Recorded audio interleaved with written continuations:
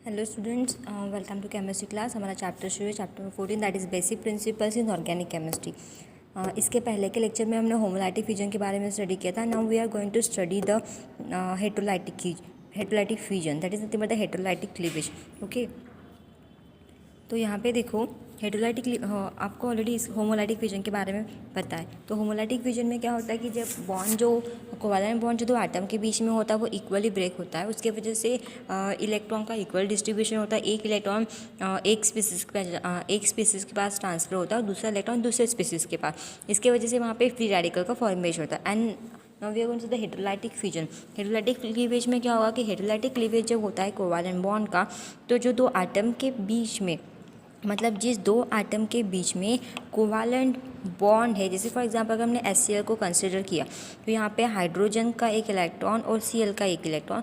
तो ये जो है HCl, ये इसमें क्या होता है कि जो दो इलेक्ट्रॉन इन दोनों के बीच में, तो एक इलेक्ट्रॉन हाइड्रोजन से शेयरिंग में आता है और दूसरा क्लोरीन के शेयरिंग की वजह से आता है। तो ये जो शेयर्ड इलेक्ट्रॉन पेयर है वो किसी एक ही बॉन्डेड एटम की तरफ मूव होती है। ठीक है, तो वहाँ पे दिया है कि in heterolytic cleavage covalent bond both shared electrons go to one of the two bonded atom, मतलब दोनों में से कोई भी एक ही बॉन्डेड एटम की तरफ वो इलेक्ट्रॉन पेयर पूरी की पूरी शिफ्ट होती है। This in turns out to be the more electronegative atom of the two, मतलब वो भी किसकी तरफ मूव करेगी, मतलब दो एटम उसमें से जो सबसे ज़्यादा इलेक्ट्रोनेगेटिव होता है उसी के पास शेयर्ड इलेक्ट्रॉन पेयर जो वो मूव करती है। जैसे HCl हमारे पास अगर है तो हाइड्रोजन ये इलेक्ट्रोपॉजिटिव होता है एंड क्लोरीन जो है वो सबसे ज़्यादा इलेक्ट्रोनेगेटिव है, क्योंकि उसके आउटरमोस्ट शेल में 7 इलेक्ट्रॉन्स प्रेजेंट है और 7 इलेक्ट्रॉन्स को किसी को देना it is not possible, so it have a tendency to accept the electron. इसकी वजह से क्लोरीन क्या करेगा, 1 इलेक्ट्रॉन को एक्सेप्ट करेगा।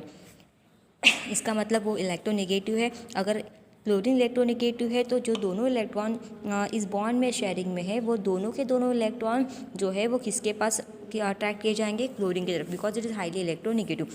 और शेयर इलेक्ट्रॉन पेयर हमेशा इलेक्ट्रोनेगेटिव एटम की तरफ ही मूव होती है, इसलिए हम उसको उसका जो मूवमेंट है उस इलेक्ट्रॉन पेयर का वो हम कैसे रिप्रेजेंट करते हैं, बाय दी कर्व्ड एरो। ठीक है, किसे रिप्रेजेंट करेंगे हम, कर्व्ड एरो से उसका रिप्रेजेंटेशन करेंगे और वो भी वन साइड में रहेगा। ठीक है, heterolytic cleavage of covalent bond give rise to charge species. और जब हम इलेक्ट्रॉन को मूव करते या फिर शेयर्ड पेयर के इलेक्ट्रॉन को मूव करते कोई भी एटम की तरफ, तो there is a formation of what, that means कि heterolytic cleavage of covalent bond give rise uh to charge species. हमारे पास दो चार्ज वाली स्पीसीज होती है। ठीक है, टू चार्ज स्पीसीज बनती है जिसके पास से इलेक्ट्रॉन जाते, जैसे H और Cl के बीच में दो इलेक्ट्रॉन्स प्रेजेंट है, तो यहाँ पे दोनों के दोनों इलेक्ट्रॉन अगर क्लोरीन के पास जाएंगे तो वहाँ पे क्या होगा कि हाइड्रोजन के पास के इलेक्ट्रॉन कम हो जाएंगे and so that it carries the plus charge. Okay, that is it forms H+। और जो Cl है उसके पास क्या था कि ये जो पूरी की पूरी जो लोन पेयर है वो पूरी की पूरी यहाँ पे Cl के ऊपर शिफ्ट हो जाती है, उसके ऊपर आता है नेगेटिव चार्ज, तो H के ऊपर प्लस चार्ज एंड Cl के ऊपर माइनस चार्ज। तो इसकी वजह से वहाँ पे दिया कि there is a formation of two charge species, positive charge species and negative charge species. Okay,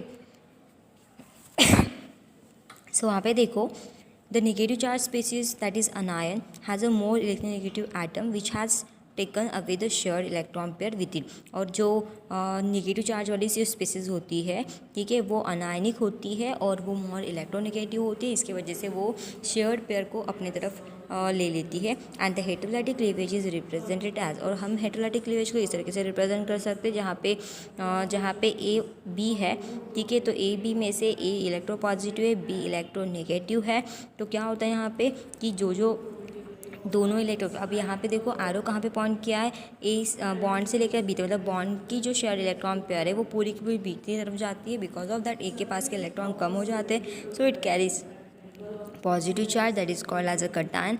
and दूसरा है B negative that is called as a anion, क्योंकि इसके पास इलेक्ट्रॉन आ जाते हैं, एक्स्ट्रा इलेक्ट्रॉन आने की वजह से it carries the negative charge and called as a anion. Positive charge species called as a, ये हमेशा आपको याद रखना है, ये कभी भी आपको काम में पड़ेगा। पॉजिटिव चार्ज स्पीसीज जो होती है उसको हम बोलते हैं कटायन। ठीक है, positive charge species is called as a cation.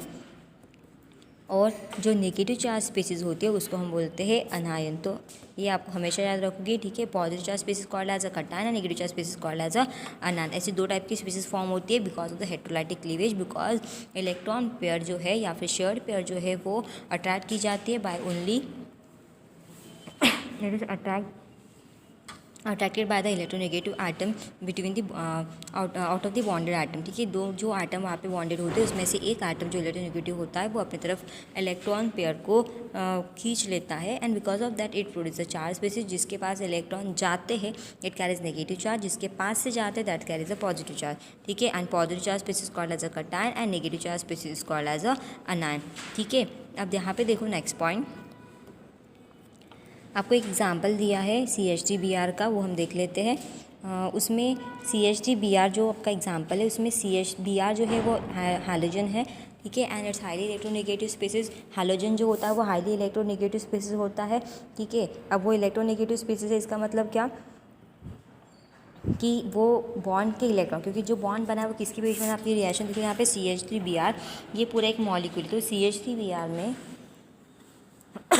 CH3 और Br के बीच जो बॉन्ड है वो पूरा का पूरा बॉन्ड जो है वो ब्रोमीन की तरफ क्या होता है, शिफ्ट होता है, ठीक है। CH3 और Br के बीच का बना हुआ बॉन्ड कहाँ पे शिफ्ट होता है, Br की तरफ शिफ्ट होता है। ये पूरा का पूरा बॉन्ड अगर Br की तरफ शिफ्ट हुआ तो because of that Br carries the negative charge that forms a bromide ion and that is nothing but the अनायन, okay. वो क्या है, अनायन है। और CH3 जो है it carries the positive charge because उसके पास के इलेक्ट्रॉन जा रहे हैं, ठीक है। इलेक्ट्रॉन दोनों के बीच में थे बट पूरे के पूरे इलेक्ट्रॉन ब्रोमीन की तरफ शिफ्ट हो रहे हैं, इसके वजह से ब्रोमीन के ऊपर नेगेटिव चार्ज आ रहा है और CH3 के पास के इलेक्ट्रॉन कम हो रहे हैं, so that carries the positive charge. अब यहाँ पे देखो ये जो पॉजिटिव चार्ज बना है वो किसके ऊपर बना है, स्पेसिफिकली वो कार्बन के ऊपर बना है, इसीलिए उसको बोलते हैं कार्बोकटायन। ये हमेशा याद रखना कि अगर किसी कोई दूसरे स्पीसीज पे अगर वो बना होता है तो हम उसको कटायन बोलते हैं, जैसे Na+ है, K+ है, तो ये क्या है, कटायन से, ठीक है। इसको हम जनरल में क्या बोलेंगे, cation. Na+,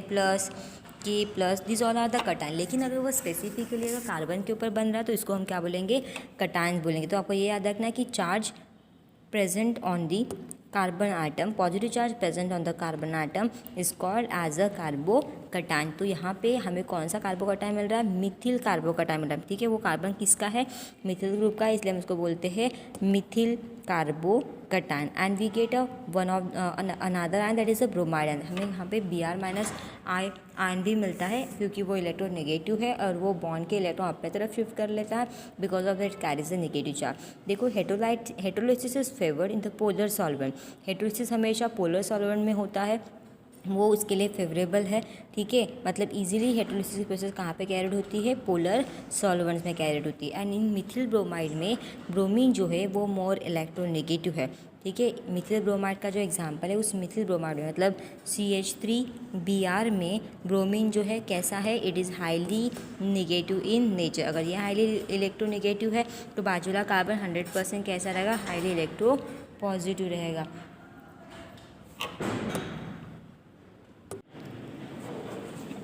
Thus, heterolysis of methyl bromide result in the formation of methyl carbocation and bromide ion. आपको समझ में आया कि मिथिल ब्रोमाइड में ब्रोमीन ये हाईली इलेक्ट्रोनेगेटिव होता है और मिथिल ग्रुप का कार्बन जो होता है वो इलेक्ट्रोपॉजिटिव होता है। और इसके वजह से जब हम इन दोनों के बीच में हेटेरोलिसिस करते हैं, जब बॉन्ड का अनइक्वल ब्रेकिंग करते हैं, हेटेरोलिसिस मतलब क्या, अनइक्वल ब्रेकिंग और अनइक्वल लिसिस, ठीक है। तो उसको हम क्या बोलेंगे, अनइक्वल ब्रेकिंग बोलेंगे। और ये जो अनइक्वल ब्रेकिंग होता है उस अनइक्वल ब्रेकिंग से हाँ दो आयन फॉर्म होते हैं। अब वो कौन से दो आयन फॉर्म होंगे, ठीक है। मतलब जब हम हेटेरोलिसिस करते हैं मिथिल ब्रोमाइड का, it results in the formation of Mithil carbocation and bromide अनायन। हमें दो टाइप के आयन मिलते हैं इसका ब्रेकिंग होके। एक मिलता है हमें CH3 पॉजिटिव चार्ज, क्योंकि इसके पास के इलेक्ट्रॉन जा रहे हैं, किसके पास जा रहे हैं, ब्रोमीन के पास जा रहे हैं, and because of that it convert into bromide ion. मतलब एक हमें मिलेगा ब्रोमाइड का अनायन और दूसरा मिलेगा हमें कटायन। बट कटायन में कार्बन के ऊपर पॉजिटिव चार्ज जब रहता है तो उसको हम क्या बोलते हैं, कार्बोकटायन बोलते हैं। इसका स्पेसिफिक नाम है। बाकी सभी के लिए Na+, K+ है तो उसको हम कटायन उसको तो हम सिंपल कटायन बोलेंगे, लेकिन कार्बन के ऊपर पॉजिटिव चार्ज है तो it is called as a carbocation, okay. अगर कार्बन के ऊपर नेगेटिव चार्ज है it is called as a carb anion. तो इसी से आप याद रख सकते हो। देखो carbon atom having a sextet of electron, carbon atom जिसके पास सेक्सटेट ऑफ इलेक्ट्रॉन है, मतलब उसके अराउंड में 6 इलेक्ट्रॉन प्रेजेंट है, उसके ऊपर पॉजिटिव चार्ज है, is known as a carbocation. It is also called as a carbonium ion, मतलब शुरुआत में अर्लियर में उसको कार्बोनियम आयन बोला जाता था। Now after some time it called as a carbocation. उसको हम क्या बोलते हैं अभी? कार्बोकटायन बोलते हैं। पहले क्या बोलते थे उसको? Carbonium ion. तो भी आपको ये दोनों नाम याद रखना है कि हम इसको कार्बोकटायन भी बोलते हैं, इसको हम कार्बोनियम आयन भी बोल सकते हैं, ठीक है। एक तो हम इसको कार्बोनियम बोलेंगे या फिर कार्बोकटायंस बोलेंगे। क्लियर हो गया?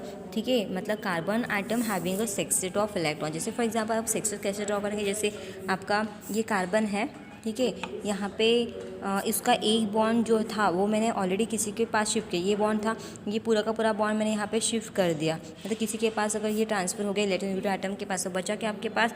एक कार्बन, उसके 3 बॉन्ड बचे, और इसके ऊपर क्या प्रेजेंट है? इसके ऊपर प्रेजेंट है प्लस चार्ज। इसका मतलब क्या है कि ये क्या बन गया अभी? कार्बोकटायन। और इसके पास कितने इलेक्ट्रॉन्स है? 6, ठीक है। यहाँ का एक इलेक्ट्रॉन, ठीक है, इसके पास यहाँ पे एक इलेक्ट्रॉन है, यहाँ पे ये उसका दूसरा इलेक्ट्रॉन, यहाँ पे ये तीसरा इलेक्ट्रॉन, यहाँ से ये चौथा इलेक्ट्रॉन, यहाँ से ये 5वां इलेक्ट्रॉन, और यहाँ से एक 6वां इलेक्ट्रॉन, ठीक है। ऐसे टोटल मिला के उसके पास कितने इलेक्ट्रॉन्स है? इट हैव 6 इलेक्ट्रॉन, ठीक है। उसके पास कितने इलेक्ट्रॉन्स है? उसके पास 6 इलेक्ट्रॉन्स प्रेजेंट है। क्लियर हो गया? तो आपको ये याद रखना है। And it have a positive charge also, ठीक है। एक बार फिर से हम देख लेते हैं। कार्बन जिसके पास 3 बॉन्ड है, उसके पास 3 बॉन्ड है, इसका मतलब क्या है कि उसके पास 3 बॉन्ड है, इसका मतलब उसके पास 6 इलेक्ट्रॉन्स है। ये 1, ये 2, ठीक है, ये 3, ये 4, ये 5, ये 6, ठीक है। ऐसे उसके पास 6 इलेक्ट्रॉन्स है। And it also carries what? इसके पास और क्या प्रेजेंट है? इसके पास प्रेजेंट है पॉजिटिव चार्ज। सबसे इंपॉर्टेंट चीज़ क्या है कि उसके पास पॉजिटिव चार्ज प्रेजेंट है, और उसको हम क्या बोलते हैं? कार्बोकटायन बोलते हैं, ठीक है। It have a sextet of electron, ये 1, ये 2, ये 3, ये 4, ये 5 और ये 6, ऐसे 6 इलेक्ट्रॉन्स है। That it have a sextet of electron. उसके पास क्या है? इलेक्ट्रॉन की सेक्सटेट है, उसके पास 6 इलेक्ट्रॉन प्रेजेंट है, और उसके पास पॉजिटिव चार्ज स्पीसीज प्रेजेंट है। So it is called as a carbocation, okay. Then देखो, कार्बोकटायन आर हाईली अनस्टेबल। ये जो कार्बोकटायन होता है वो कैसा होता है? हाईली अनस्टेबल होता है, ठीक है। कार्बोकटायन ये बहुत ज़्यादा अनस्टेबल होता है, रिएक्टिव स्पीसीज होती है जो फॉर्म होती है as a intermediate in many organic reaction में, ठीक है। कार्बोकटायन कैसा होता है? बहुत ज़्यादा अनस्टेबल होता है, रिएक्टिव होता है, और वो फॉर्म होता है as a intermediate in many organic reaction. बहुत सारे ऑर्गेनिक रिएक्शन में वो एज अ इंटरमीडिएट फॉर्म होता है, ठीक है। तो कार्बोकटायन जो है वो अनस्टेबल होता है, हाईली रिएक्टिव होता है, and form as a intermediate in many organic reaction. बहुत सारे रिएक्शन में वो एज अ इंटरमीडिएट हमें मिलता है, ठीक है। उसके बाद देखो आपको स्ट्रक्चर ड्रॉ करके दिया है। इस स्ट्रक्चर में देखो आपका सेंटर में कार्बन है, उसके पास 3 हाइड्रोजन्स है, ठीक है। और कार्बन के पास क्या प्रेजेंट है? कार्बन के पास एक पॉजिटिव चार्ज प्रेजेंट है, ठीक है। और इस स्पीसीज को हम क्या बोलते हैं? कार्बोनियम आयन या फिर कार्बोकटायन बोलते हैं। द सेंट्रल आइटम जो प्रेजेंट होता है इस कार्बोकटायन में, it have a positive charge, ठीक है। जो सेंट्रल आइटम प्रेजेंट होता है उस कार्बोकटायन में, वो कार्बन कौन से हाइब्रिडाइज स्टेट में होता है? वो प्रेजेंट होता है sp2 हाइब्रिडाइज स्टेट में। And it have a trigonal geometry. उसकी ज्योमेट्री कैसी होती है? ट्राइगोनल होती है, लाइकवाइज, ठीक है। इस तरीके से उसकी ज्योमेट्री रहेगी जो मैंने आपको ड्रॉ की। यहाँ पे कार्बन, यहाँ पे आपका 3 हाइड्रोजन रहेंगे, ये इसकी ज्योमेट्री रहेगी, ठीक है। ये कैसा रहेगा? ट्राइगोनल ज्योमेट्री को शो करेगा। और उसके पास एक पी ऑर्बिटल होता है जो एज इट इज जैसे कि वैसे वहाँ पे प्रेजेंट होता है। वैकेंट ऑर्बिटल होता है, और वो उस प्लेन को क्या होता है? परपेंडिकुलर। ये पूरा एक प्लेन है, इस प्लेन को ये पी ऑर्बिटल जो है वो कैसा होता है? परपेंडिकुलर होता है, okay. The central item of carbocation is sp2 hybridized state and has a trigonal planar geometry, and pz atomic orbital is vacant and perpendicular to the plane containing the 3 sigma bond at the carbon, ठीक है। उसमें क्या होता है कि 3 sigma bond होते हैं इस कार्बन के बाजू में, ये तो आपको पता ही है। और उसके साथ एक क्या होता है? पी ऑर्बिटल, जो यहाँ पे दिया है उसके पास 3 सिग्मा बॉन्ड्स होते हैं, और एक क्या होता है? Vacant PZ orbital. उसके पास क्या होता है? वैकेंट पीजेड ऑर्बिटल होता है। और ये जो कार्बन है वो sp2 हाइब्रिडाइज स्टेट में प्रेजेंट होता है। उसकी ज्योमेट्री क्या होती है? इट्स अ ट्राइगोनल पिरामिडल, ठीक है। इसकी ज्योमेट्री होती है ट्राइगोनल प्लेन उसकी ज्योमेट्री होती है, ठीक है। Then afterward now next point देखो, कार्बोकटायन जो होते हैं उसको हम अगेन क्लासीफाई करते हैं, ठीक है।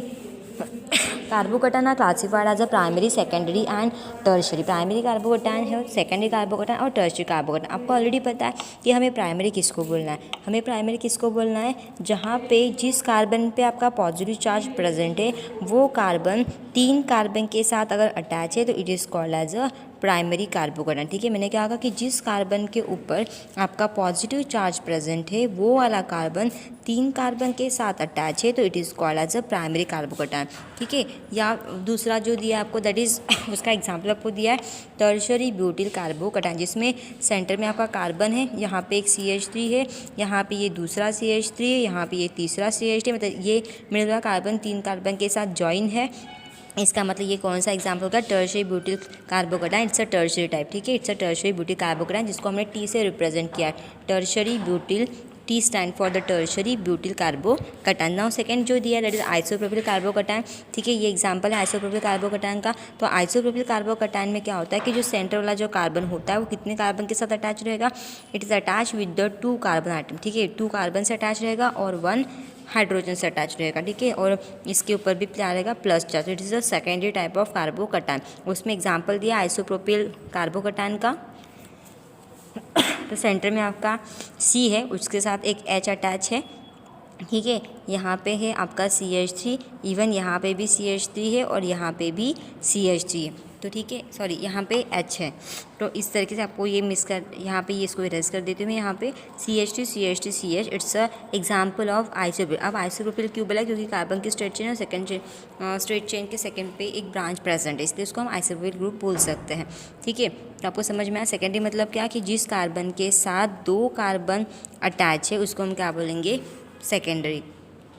नाउ थर्ड, उसके बाद आता है प्राइमरी। प्राइमरी तो आपको ऑलरेडी पता है, प्राइमरी में क्या होता है कि एक कार्बन सिर्फ एक ही कार्बन के साथ अटैच होता है, तो जिस कार्बन के ऊपर आपका पॉजिटिव चार्ज है उसको बोलेंगे प्राइमरी कार्बोकटायन, और उस कार्बन के साथ एक ही कार्बन अटैच होना ज़रूरी है। For example CH3 CH2 and इसके ऊपर प्लस चार्ज। तो ये जो कार्बोकटायन है इसमें कार्बन के ऊपर, इस कार्बन के ऊपर प्लस चार्ज है और ये वाला कार्बन सिर्फ एक कार्बन के साथ अटैच है, तो it is called as a primary carbocation. And सबसे लास्ट में होता है मिथिल कार्बोकटायन, ठीक है। उस पूरे ऑर्डर में सबसे एंडिंग में आता है CH3 radical, okay, that is called as methyl carbocation. उसको हम क्या बोलेंगे, उसको हम बोलेंगे मिथिल कार्बोकटायन। तो उसके एग्जांपल आपको दिए टर्शरी ब्यूटिल कार्बोकटायन जिसमें सेंटर कार्बन के साथ 3 कार्बन अटैच है, फिर आइसोप्रोपिल कार्बोकटायन जिसमें सेंटर कार्बन के साथ 2 कार्बन अटैच है, सेकेंडरी।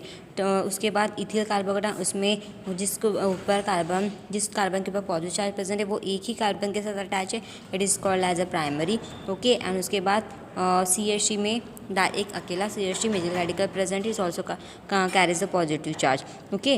देन ये हो गया आपका मिथिल कार्बोकटायन। तो ये ऑर्डर देखो उसका कैसा है कि सबसे ज़्यादा स्टेबल कौन सा होता है, tertiary. Always tertiary carbocation stable रहेगा, ठीक है। वहाँ पे दिया कि carbocation classified as primary, secondary and tertiary and the observe stability of alkyl carbocation follows the order. सबसे ज़्यादा स्टेबिलिटी रहती है टर्शरी कार्बोकटायन की, उसके बाद उससे थोड़ी कम रहती है सेकेंडरी कार्बोकटायन की, उससे भी कम रहती है प्राइमरी कार्बोकटायन की, और सबसे कम होती है CH3 कार्बोकटायन, इसकी सबसे कम होती है, ठीक है। तो ये जो है it's a order of stability. सबसे ज़्यादा स्टेबिलिटी किसकी होती है, टर्शरी की, उससे ज़्यादा स्टेबिलिटी, उससे कम स्टेबिलिटी सेकेंडरी की, उससे भी कम स्टेबिलिटी प्राइमरी की, और सबसे कम स्टेबिलिटी होती है मिथिल कार्बोकटायन की। ये हो गया उससे स्टेबिलिटी का ऑर्डर। टर्शरी सबसे ज़्यादा स्टेबल, उसके बाद सेकेंडरी होता है, उसके बाद प्राइमरी होता है, सबसे कम होता है टर्शरी। ये सबसे कम मतलब मिथिल जो होता है वो सबसे कम स्टेबल होता है। Then heterolytic bond fission generate a species called as a carbon ion, ठीक है। हेटेरोलाइटिक फिजन में जो स्पीसीज जनरेट होती है उसको मतलब heterolytic fission bond fission generates a species called as a carbon ion in which carbon gets a shared pair of electron and this happens when the carbon atom is bonded to electropositive atom. जब कभी कभी ऐसा भी होता है कि जब कोई कार्बन कंटेनिंग एटम जैसे CH3 है और कोई भी इलेक्ट्रोपॉजिटिव अगर मेटल है, सॉरी मेटल या फिर आप किसी को भी अटैच करते हो यहाँ पे,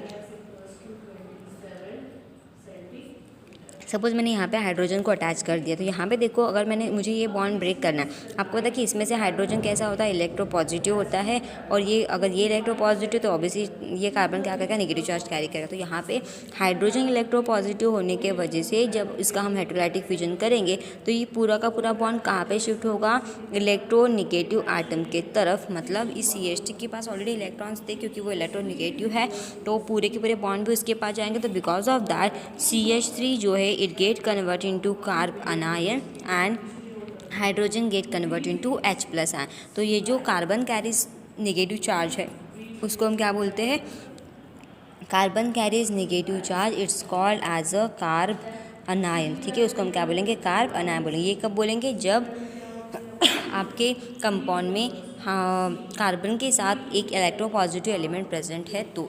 ठीक है, क्या प्रेजेंट है, कार्बन के साथ एक अगर इलेक्ट्रोपॉजिटिव एलिमेंट प्रेजेंट है तो पूरी की पूरी इलेक्ट्रॉन पेयर इस कार्बन के ऊपर शिफ्ट हो जाएगी। Because of that carbon carries a negative charge, so it is called as a carb anion. Okay, I hope को ये समझ में आ गया होगा। ठीक है, तो ये हो गया carbon ion. Heterolytic bond fusion generate a species called as a carbon ion in which carbon gets a shared pair of electron. उसमें कार्बन को शेयर्ड पेयर ऑफ इलेक्ट्रॉन मिलती है। एंड दिस हैपन, ये कब हैपन होता है, जब bonded atom में से एक एटम इलेक्ट्रोपॉजिटिव रहता है और कार्बन आपका इलेक्ट्रोनेगेटिव रहता है। For example is given there.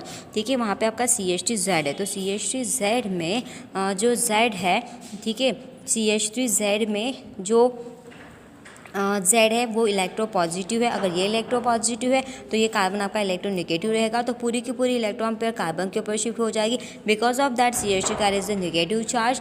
ठीक है, CH3 अगर नेगेटिव चार्ज कैरी करेगा तो ऑब्वियसली Z के ऊपर प्लस चार्ज रहेगा, और जिस कार्बन के ऊपर नेगेटिव चार्ज प्रेजेंट होता है उसको हम ऑलवेज क्या बोलते हैं, कार्ब अनायन बोलते हैं। ठीक है, उसको हम क्या बोलेंगे, carb अनायन। And the central atom of carbon ion has complete octet of electron and a negative charge. और जो सेंट्रल कटायन जो अनायन होता है, सेंट्रल कार्बन आयन जो होता है उसके पास कितने इलेक्ट्रॉन्स होते हैं, ऑक्टेट ऑफ इलेक्ट्रॉन होते हैं। ठीक है, central carbon atom of carbon ion has completed octet of electron and negative charge. आपको पता है कि कार्बन अगर नेगेटिव चार्ज की स्पीशीज है तो ऑब्वियसली वो 2 इलेक्ट्रॉन को गेन करता है। अगर उसने 2 इलेक्ट्रॉन यहाँ पे गेन कर लिए तो ये 2 इलेक्ट्रॉन यहाँ पे अगर उसने इलेक्ट्रॉन गेन कर दिए यहाँ पे, तो ये 2 गेन किए हुए इलेक्ट्रॉन रहेंगे। ठीक है, और 2 यहाँ पे रहेंगे, 2 यहाँ पे है, 2 यहाँ पे है। ठीक है, और 2 यहाँ पे है, मतलब ये 2 और ये 2 ऐसे टोटल मिला के कितने हो गए, 8 इलेक्ट्रॉन्स वहाँ पे फॉर्म होते हैं। इस तरीके से मतलब वहाँ पे 8 इलेक्ट्रॉन का क्या बनता है, वहाँ पे ऑक्टेट बनता है। समझ में आया कि कार्बन है, उसके बाजू में 3 बॉन्ड बने हैं और 2 पेयर उसने गेन की है। तो इसके 2 इलेक्ट्रॉन्स, इसके 2 इलेक्ट्रॉन, इसके 2 6 हो गए, 6 + ये 2 मतलब 8 हो गए। तो उसके पास 8 इलेक्ट्रॉन्स होते हैं, मतलब उसकी ऑक्टेट जो है वो क्या होती है, कंप्लीट होती है। And it also carries the negative charge, उसके ऊपर क्या होता है, नेगेटिव चार्ज प्रेजेंट होता है, उसकी ऑक्टेट कंप्लीट होती है। बिकॉज ऑफ दैट उसको हम क्या बोलते हैं, कार्बन आयन बोलते हैं। ठीक है, एंड द कार्बन आयन जो है वो भी अनस्टेबल होता है एंड रिएक्टिव होता है। ठीक है, कार्बन आयन कैसा था, कार्बन आयन भी अनस्टेबल होता है, वो रिएक्टिव होता है, which is form as a reaction intermediate. वो भी कैसे मिलता है हमें, एज अ इंटरमीडिएट मिलता है। ठीक है, and heterolytic fusion is favoured in the polar solvent. Heterolytic fusion जो है वो कब होता है, कब फेवर्ड होता है, इन पोलर सॉल्वेंट में। जब आप पोलर सॉल्वेंट में हेटेरोलाइटिक फ्यूजन करोगे तब वहाँ पे क्या होगा, हेटेरोलाइटिक फ्यूजन में पोलर सॉल्वेंट की प्रेजेंस में हेटेरोलाइटिक फ्यूजन आराम से किया जाता है। Organic reaction proceed through a heterolytic fusion known as a heteropolar और पोलर आयनिक रिएक्शन। ठीक है, ऐसी ऑर्गेनिक रिएक्शन ऐसी ऑर्गेनिक रिएक्शन जो प्रोसीड होती है किसके थ्रू प्रोसीड होती है, थ्रू द हेटेरोलाइटिक फ्यूजन के थ्रू। ठीक है, जो ऑर्गेनिक रिएक्शन हेटेरोलाइटिक फ्यूजन के थ्रू प्रोसीड होती है उसको हम बोलते हैं हेट्रोपोलर रिएक्शन, पोलर रिएक्शन या फिर ionic reaction. And most of the organic reaction take place in a solution. ठीक है, most of the organic reaction जो है वो कहाँ पे टेक प्लेस होती है, ना सोल्यूशन फॉर आयनिक मैकेनिज्म। ठीक है, वो आयनिक मैकेनिज्म फॉलो करती है और बहुत सारी रिएक्शन जो है वो पोलर सॉल्वेंट में कैरी आउट होती है। ऐसे रिएक्शन को हम हेट्रोपोलर रिएक्शन, पोलर रिएक्शन या फिर आयनिक रिएक्शन बोलते हैं। ठीक है,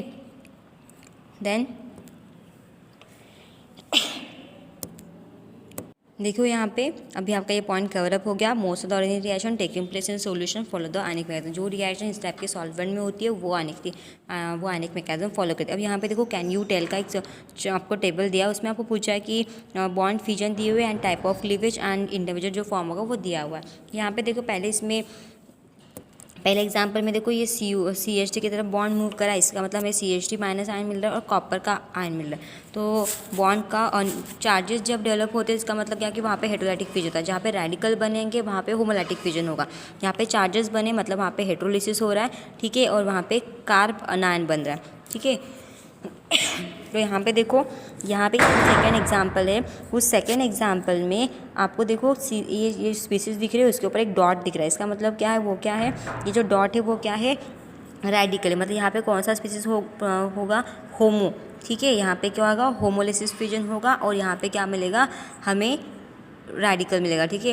यहाँ पे इंटरमीडिएट कौन सा मिलेगा, radical, that is called as a phenoxy radical, उसको हम बोलते हैं फिनॉक्सी रेडिकल। यहाँ पे लिखना पॉसिबल नहीं, यहाँ पे लिख देती हूँ मैं फिनॉक्सी रेडिकल, ठीक है। वो क्या बनेगा, फिनॉक्सी रेडिकल बनेगा। चलो एक काम करते हैं, मैं यहाँ पे लिख लेती हूँ। आपका फर्स्ट एग्जाम्पल तो आपको ऑलरेडी पता है। आपका सेकेंड एग्जाम्पल जो है उसमें होमोलिसिस कौन सा होगा, यहाँ होमोलिसिस वहाँ पे सेकेंड एग्जाम्पल में होगा। और जो आपको आयन रेडिकल मिलेगा उसको क्या बोलेंगे, फिनॉक्सी, उसको बोलेंगे हम फिनॉक्सी रेडिकल, ठीक है।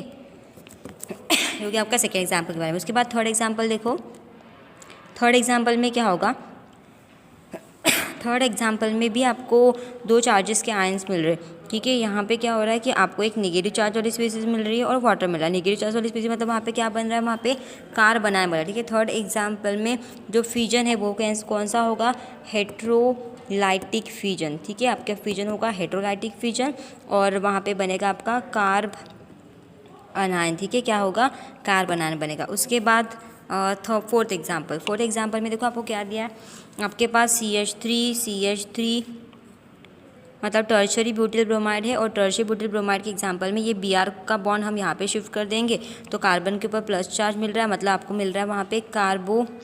फिजन कौन सा होगा, चार्जेस बन रहे हैं मतलब फिजन कौन सा रहेगा, फोर्थ वाले एग्जाम्पल में आपका फिजन रहेगा हेट्रोलिसिस, ठीक है। आपका रहेगा हेट्रोलिसिस और आपको बनेगा यहाँ पे कार्बो कटायन, आपको क्या मिलेगा वहाँ पे, कार्बो कटायन मिलेगा। उसके बाद जो लास्ट एग्जांपल है, फिफ्थ एग्जांपल, वहाँ पे आपका CH3CN है और CH3CN में CN जो होता है वो इलेक्ट्रोनेगेटिव होता है, इसलिए पूरा बॉन्ड यहाँ पे शिफ्ट हो जाएगा तो CH3 के ऊपर प्लस चार्ज आता है और CN के ऊपर माइनस। और इसमें भी सेम आपके फिफ्थ एग्जाम्पल में कार्बो कटायन बनेगा, ठीक है। कार्बो कटायन का फॉर्मेशन होगा वहाँ पे और फिजन कौन सा होगा, चार्जेस बन रहे हैं मतलब क्या होगा, हेट्रोलिसिस होगा। तो आपको ये याद रखना है, देयर इज अ हेट्रोलिसिस। तो ये आपको सबसे इम्पोर्टेंट चीज़ याद रखनी है। सबसे इम्पोर्टेंट चीज़ कौन सी याद रखनी है कि जिस पे आपको चार्जेस मिलते हैं वो आपका हेट्रोलिसिस में जाता है, जिसके ऊपर रेडिकल मिलता है एक सिंगल इलेक्ट्रॉन वहाँ पे मिलता है, ठीक है। जिसके ऊपर हमें क्या मिलेगा, सिंगल इलेक्ट्रॉन मिलेगा, ठीक है। कोई भी स्पीसीज जिसके ऊपर सिंगल इलेक्ट्रॉन प्रेजेंट है, जैसे अगर वो कार्बन के ऊपर प्रेजेंट है, कार्बन के ऊपर अगर कोई स्पीसीज अगर प्रेजेंट है तो उसको बोलेंगे रेडिकल प्रेजेंट है तो उसको हम बोलेंगे कार्बो कटायन, ओके। उसको हम क्या बोलेंगे, कार्बो कटायन बोलेंगे। तो इस तरह से आपको याद रखना है, ठीक है। तो इस लेक्चर में यही तक, थैंक यू सो मच।